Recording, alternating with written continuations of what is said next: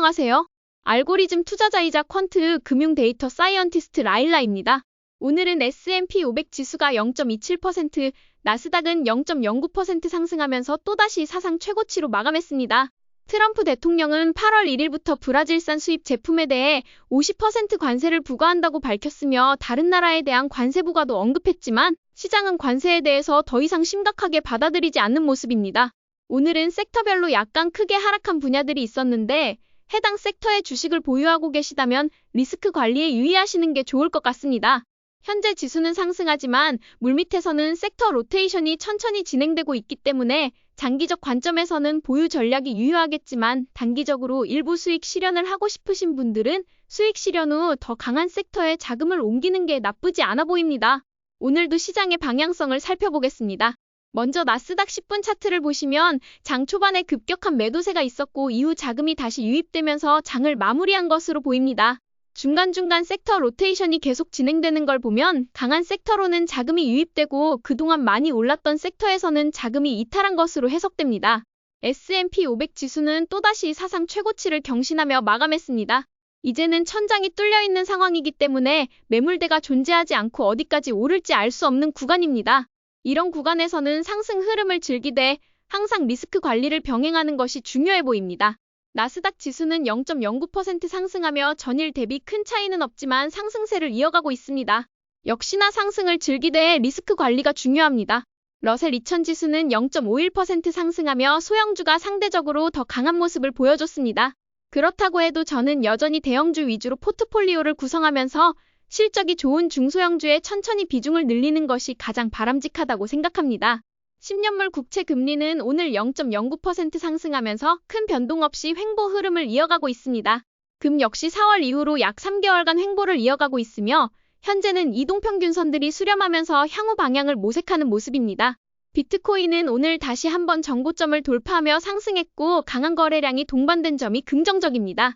자금이 다시 비트코인 쪽으로 유입되고 있는 흐름이 확인됩니다.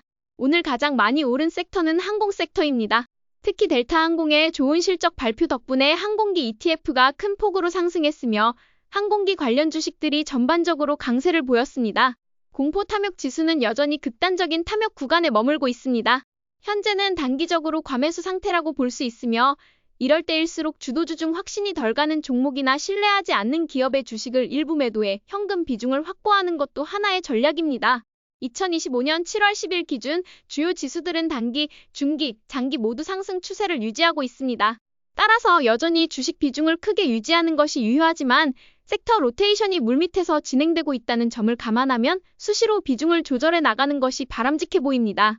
갑작스러운 급락에도 당황하지 않으려면 평소에 스탑로스를 정해두는 습관이 중요하다고 생각합니다. 이제 주도주들을 살펴보도록 하겠습니다.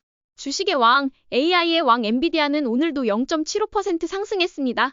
타이완 반도체의 좋은 2분기 실적 덕분에 엔비디아가 여전히 건재하다는 점이 다시 한번 증명됐고 엔비디아는 여전히 상승 모멘텀을 이어가고 있는 것으로 보입니다.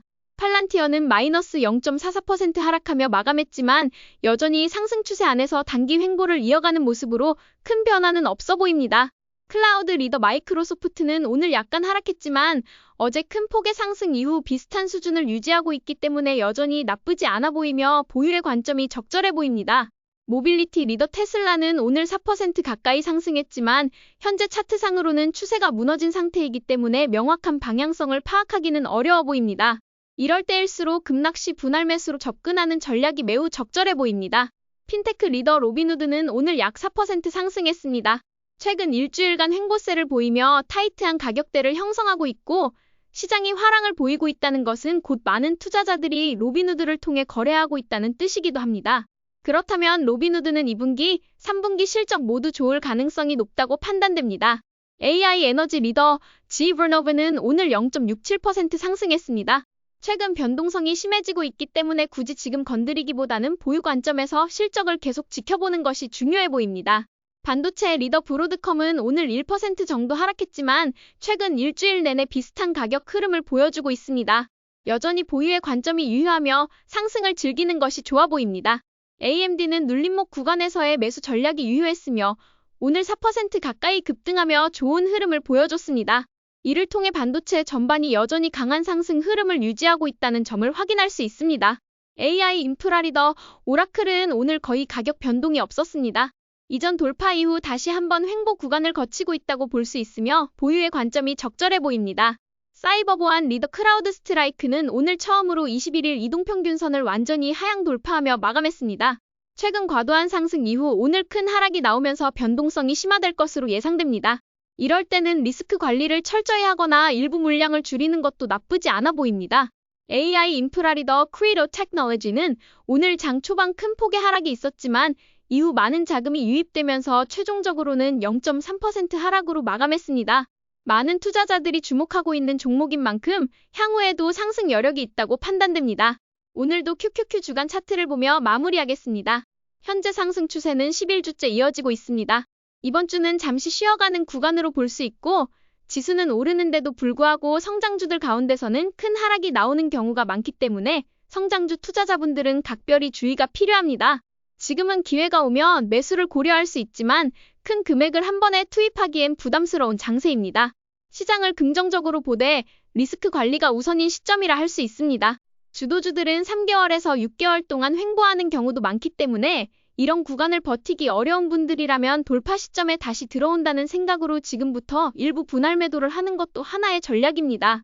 하지만 장기 투자를 통하여 부를 창출하시고 싶으신 분들은 그 횡보 구간을 반드시 버텨내야 500%에서 1000% 수익률을 얻을 수 있기 때문에 확신을 가지고 있는 기업의 주식을 보유하고 계신다면 보유가 적절합니다. 오늘도 저희 전략이 재미있으셨다면 좋아요와 구독 버튼 눌러주세요. 지금까지 방구석 헤지펀드 매니저 라일라였습니다. 감사합니다.